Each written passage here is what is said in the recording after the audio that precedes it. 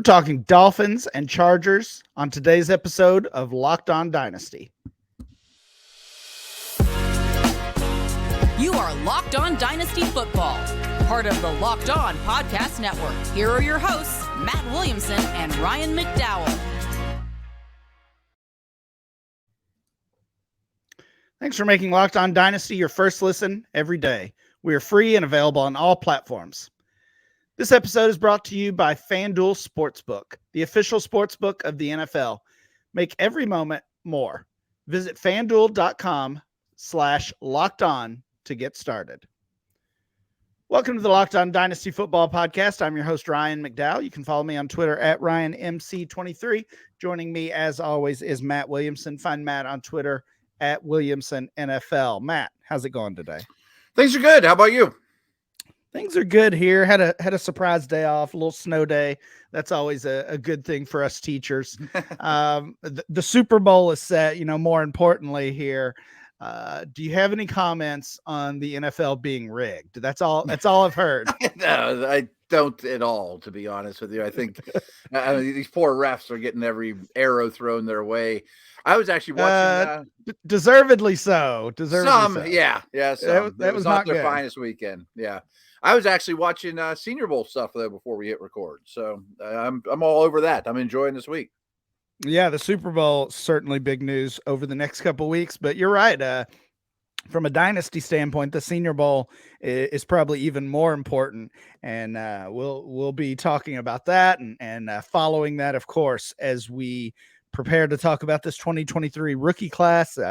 We're about a month away from the NFL Combine. Matt, you and I are both going to that, so yeah, we'll certainly have a lot of comments and hopefully some insight to make about the players that we run into there.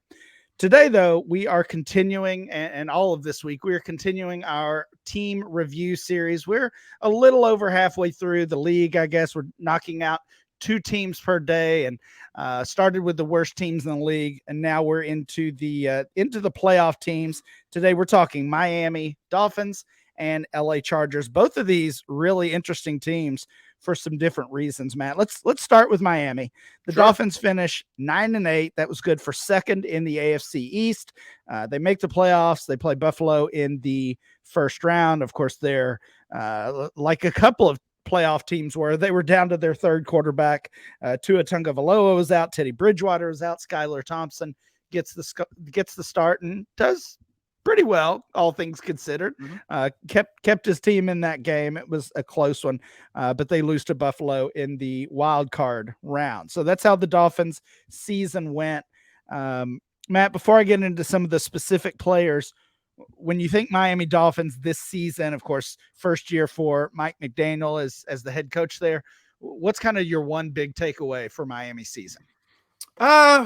I would say inconsistent or a little more Tua dependent than I would have expected. They had some very, very high moments, and the end of the season was very low. What was it? 6 of the last 7, I think they lost, give or take, something like that, including the playoff game. So rookie head coaches are hard to bank on. I think it was a very good learning experience for that whole staff. And then they go out and get a big time defensive coordinator now to kind of stabilize things a little bit. So I think it's a work in progress, but a lot of good signs there. Yeah, that's very fair. Let's look at their roster here. Talked about those quarterbacks already.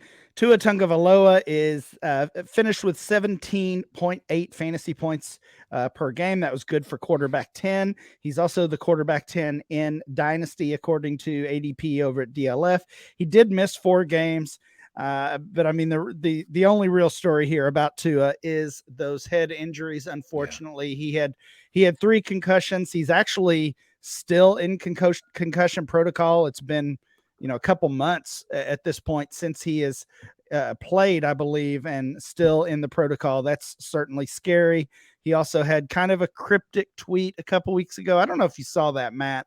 No. Essentially, it was a good run, but on to the next thing. And no real clarity about what that means, but there's also no clarity about his status moving forward. Unfortunately, we'll be talking more here in the next few minutes about Tua. Teddy Bridgewater was the backup. He was fine. Ended up playing in 5 games, also suffered a couple of injuries, and he's going to be a free agent. So we'll see if Teddy Bridgewater is back. 3 running backs here that saw some significant time. Raheem Mostert, Jeff Wilson, both of those guys came over from the 49ers. Of course, that's where Mike McDaniel was as well. So he brings over a couple of guys he was familiar with. They both averaged right around 10 fantasy points per game. Mostert's the running back 31. Wilson's the running back 36. They're both unrestricted free agents here as we near that time. Savon Ahmed, also a free agent. He's restricted, though. You expect him to be back. He was kind of that third stringer for them. The wide receivers, really the stars of the team here, at least from a fantasy and dynasty standpoint. Tyreek Hill, 20.4 fantasy points per game. He was the wide receiver 3 on the season. He's the wide receiver 7 right now in dynasty ADP. His younger teammate, Jalen Waddle, 15.2 fantasy points per game. He was the wide receiver 12, and he's the wide receiver 5 in ADP. Trent Sherfield was the third guy. He's also a free agent. Tight end Mike Gesicki. Really disappointing season for him. Just under 6 fantasy points per game. And he is also a free agent. You would expect him to probably be gone this offseason. We'll see if where he ends up landing. But a lot of those names I mentioned, the backup quarterback, all running backs, your third wideout, and your starting tight end, all free agents. You talked about some of the changes that are going on there already with the defensive coordinator. This is going to be an off season of change for this Miami Dolphins team. And Matt, they don't have a first round pick because they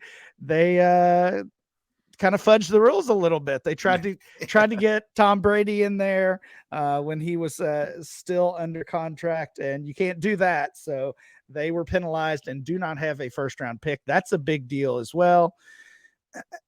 I ask you for kind of the theme of the season, or what you think of when you think of the Dolphins, and more, I'm thinking some negative thoughts, and it doesn't necessarily have anything to do with the play on the field, but the Tua head injuries, right? I mean, they handled that about as poorly as could be handled, right?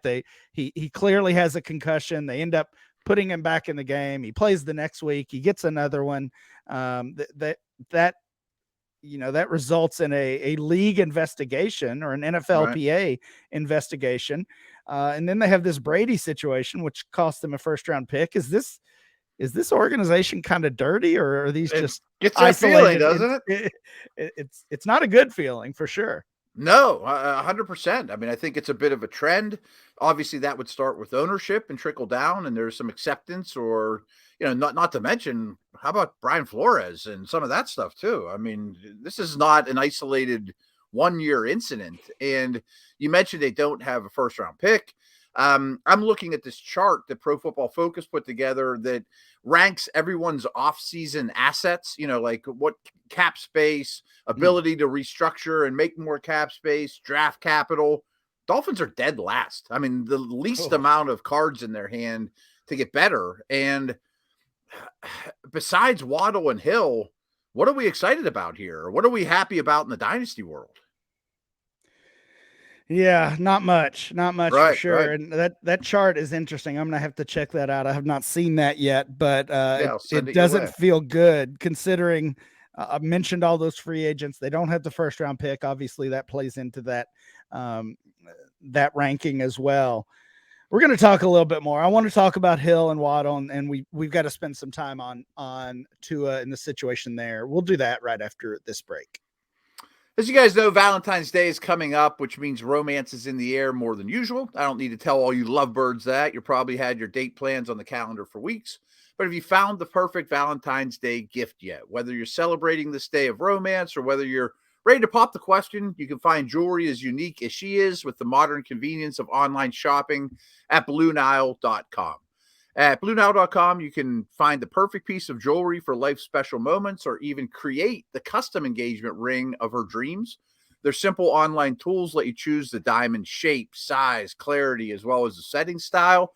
Blue Nile's bench jewelers will then handcraft that perfect piece to your specifications. That perfect piece to your specifications.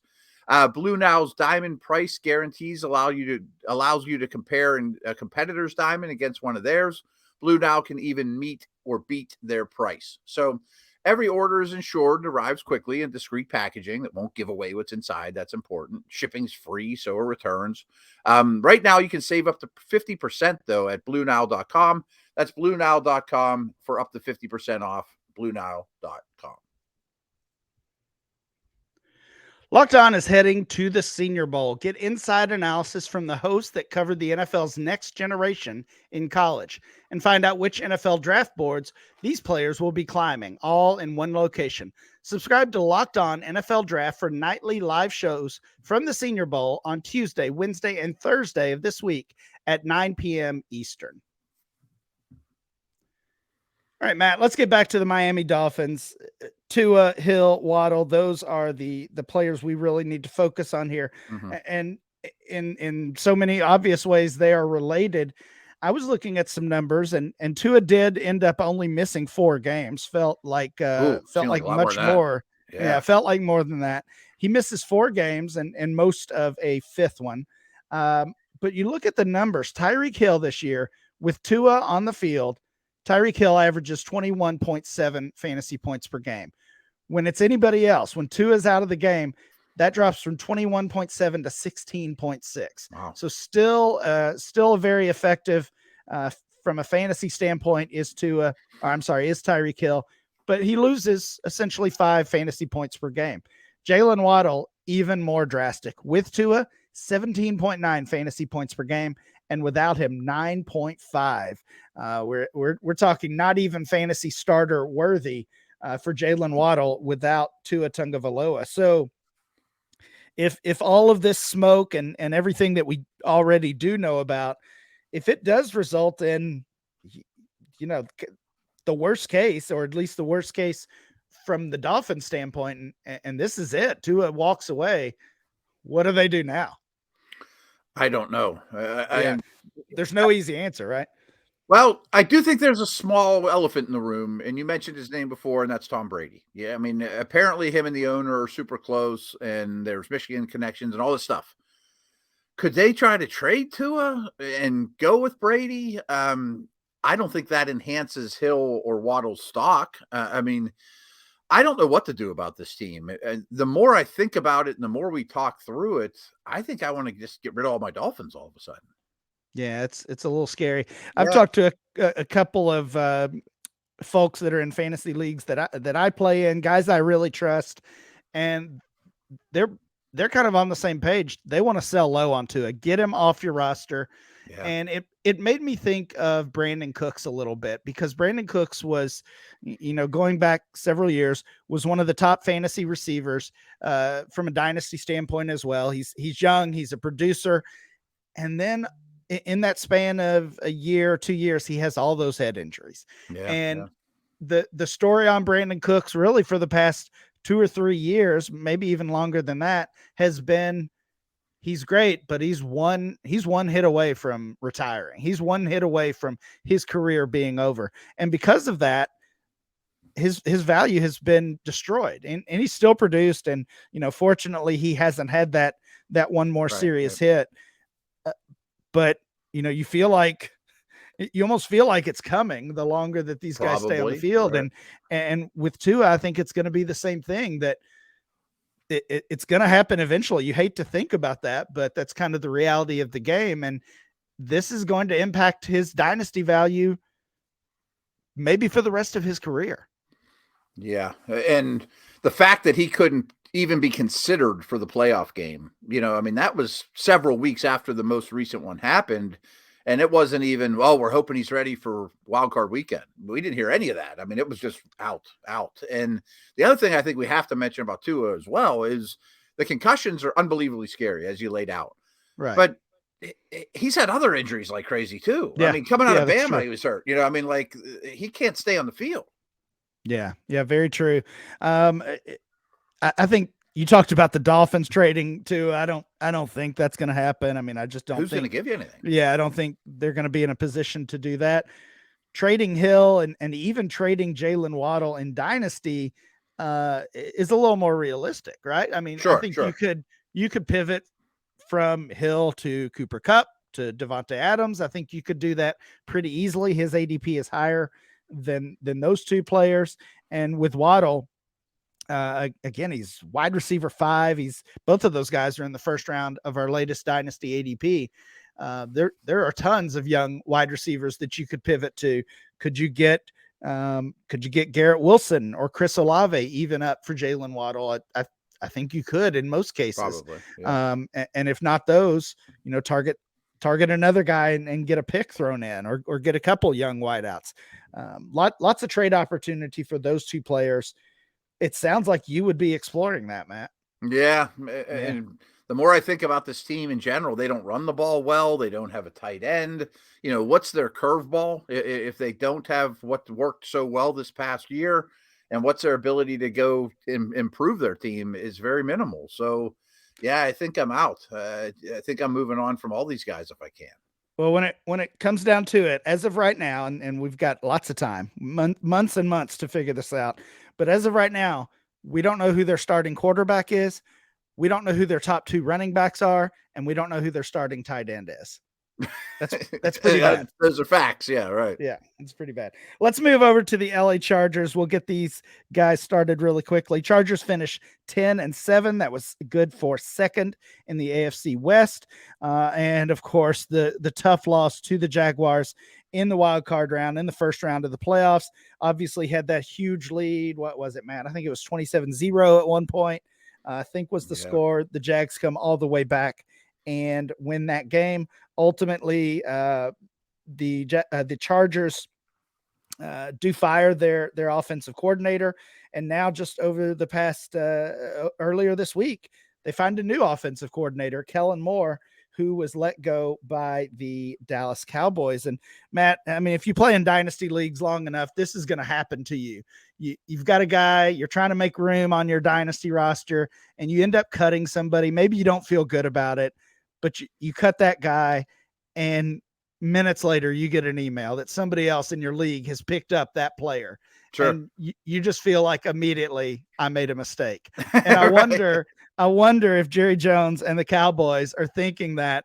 I mean, it felt like hours after the announcement that Kellen Moore was moving on from Dallas. Now he's the new offensive coordinator for Justin Herbert and the LA Chargers. And the Cowboys must have been thinking, ooh, maybe we messed up there. Right. Yeah.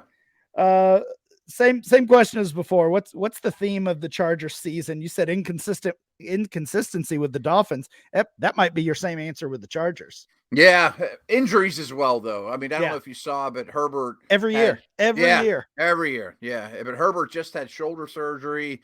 We knew about the other injuries. There is a very little contingency of Allen and Williams actually being on the field together. I don't know that their coaching staff is particularly strong, but I guess the coordinator change is a positive. Their protection was bad. No running game, despite having a great back and, the first round pick as a guard. You'd think you'd be able to run the ball a little bit better. So they're a hard team. They're a hard organization to get behind. It's been like that like our whole life. Yeah, very true. Let's talk about the lineup here, and we'll take a quick break after that. Justin Herbert, 16.5 fantasy points per game. He's the quarterback 15 on the season. He's actually the quarterback 5 in dynasty leagues right now. Austin Eckler was the RB1 on the season on a points per game basis. That was 21.9. RB7 in our rankings. Joshua Kelly, Isaiah Spiller, notable names behind Eckler. You talked about the receivers already. Keenan Allen, 16.4 fantasy points per game. He was the wide receiver 11, did only play 10 games on the season. Mike Williams, 13.6 fantasy points per game, wide receiver 20, and he played 13 games this year. So both of those guys missed multiple weeks. Josh Palmer, DeAndre Carter were the next guys in line, and both played well when given a chance. Gerald Everett is their tight end, 8.5 points per game, tight end 15 on the year, and Donald Parham behind him. Carter is a free agent. Donald Parham is a restricted free agent, but most of this roster looks like it's coming back, and the core of Herbert, Eckler, Allen, and Williams certainly slated to come back. That's good news for Kellen Moore and in his new role. Yeah, Kellen Moore gets to work with Dak Prescott and then Justin Herbert. I mean, that's not so bad. I do like that core. I don't think Keenan Allen's gotten old or Eckler looks bad or, is about to fall off that cliff. But, I mean, obviously there's age concerns there. There's consistency concerns with Williams. But, no, I think this is a good offense because I think Herbert's a superstar. Matt, let's take a break and we'll talk a little bit more about the LA Chargers and how their season went. Folks, we're already into the playoffs. We got the Super Bowl right around the corner here, and we're really excited to tell you guys about our new sports betting partner, and that's the number one sports book in America, FanDuel. And if you're new to FanDuel, that's even better. They have so many great features that makes betting on sports very fun and easy.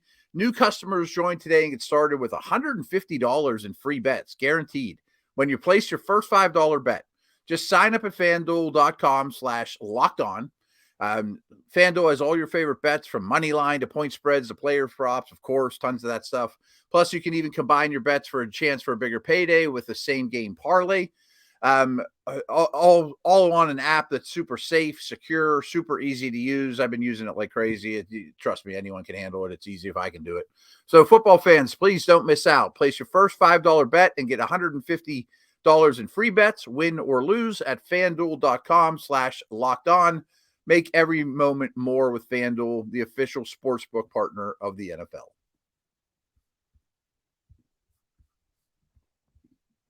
Thanks again for making Locked On Dynasty your first listen every day. Subscribe to the Locked On NFL podcast and get daily conversations on the biggest NFL stories, plus in-depth analysis on the biggest games with NFL key predictions every Friday.